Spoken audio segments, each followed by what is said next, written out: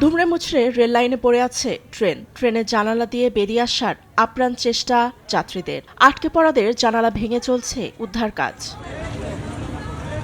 স্পেনের দক্ষিণাঞ্চলে দ্রুতগতির দুটি ট্রেনের সংঘর্ষ হয়েছে।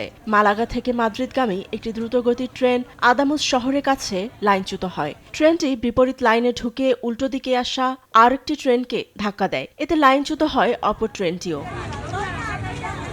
স্পেনের রেল কর্তৃপক্ষ জানায় দুর্ঘটনায় হতাহত হয়েছে শতাধিক। হতাহতের সংখ্যা আরও বাড়তে পারে বলেও জানান। আন্দালুসিয়ার দক্ষিণাঞ্চলে জরুরি সেবা বিভাগের প্রধান অ্যান্টনিও সান্স জানান, আহতদের মধ্যে অনেকের অবস্থা আশঙ্কাজনক। উদ্ধারকারী দল জানিয়েছে, ট্রেনে ধ্বংসাবশেষ দুমড়ে মুচড়ে যাওয়ায় জীবিতদের এবং মৃতদেহ উদ্ধার কঠিন হয়ে পড়েছে। এ অবস্থায় অনেকে আটকা পড়েছেন ভেতরে।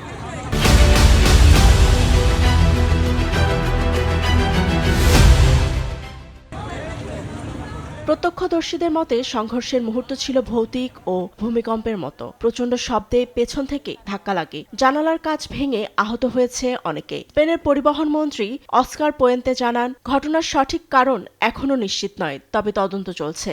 দেশটির প্রধানমন্ত্রী পেদ্রো সানচেজ বলেছেন, রাতটি পুরো দেশের জন্য গভীর যন্ত্রণার। একাধিক সংবাদ মাধ্যমে এসেছে, দুটি ট্রেনে যাত্রী ছিলেন প্রায় 400 জন। ইউরোপের সবচেয়ে বড় স্পেনের এ দ্রুতগতির রেল নেটওয়ার্ক প্রায় 3000 কিলোমিটার পর্যন্ত বিস্তৃত। ট্রেনটি মাদ্রিদ, বার্সেলোনা, সেভিয়া, ভ্যালেন্সিয়া এবং মালাগা সহ দেশটির প্রধান শহরগুলোকে যুক্ত করেছে।